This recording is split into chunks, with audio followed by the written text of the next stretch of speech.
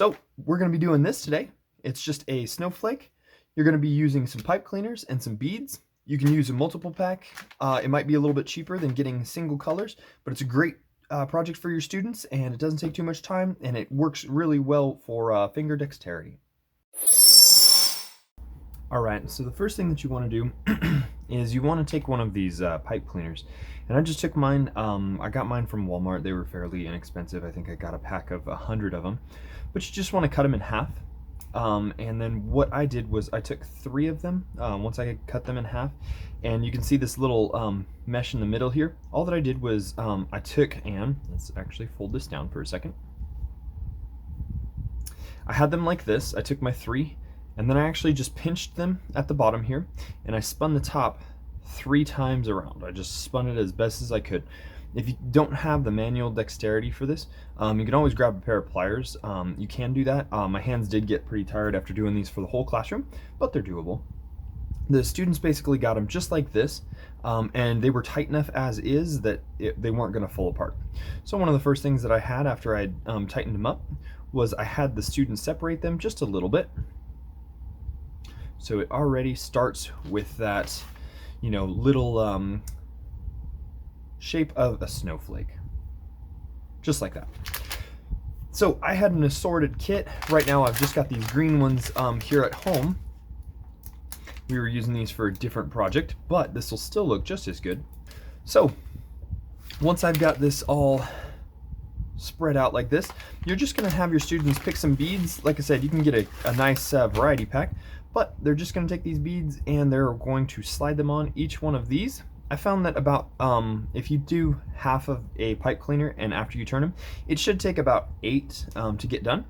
But I mean, it's a fairly simple process, and you can kind of see they're not going anywhere after they put them on. It takes a little bit. Sometimes the ends can be a little bit sharp, and you just have to tell them, just be careful with those ends, and they'll be just fine.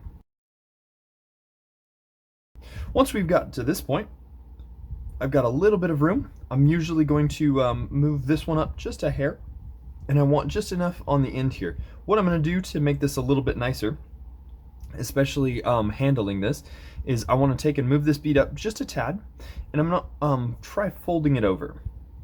So as you can see, I've got just kind of a J hook going on.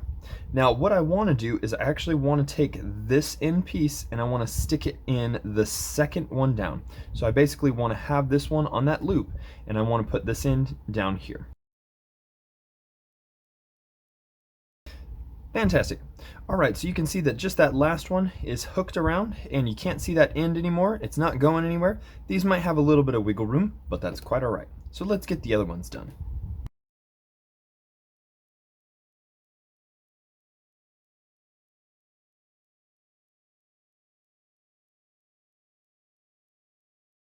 All right, now that I've got all of these completed, you can see that you can kind of stretch these out and you can move them around if you need to.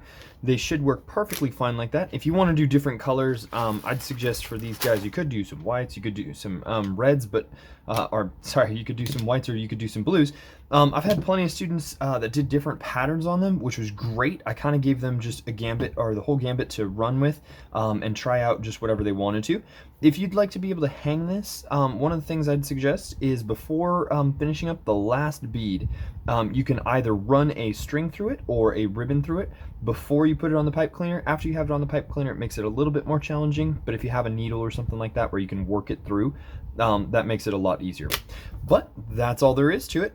It's a really great project. It takes, I'd say, about 20 minutes to half an hour, and the students absolutely love it. Usually they'll ask to do a second one, so if you have extra pipe cleaners laying around, this is one of those projects that all the students absolutely love, and it doesn't take too much skill or time. So hopefully that you guys really enjoy this. If so, hang around. Hopefully I'll have another video up shortly for you to do a different project.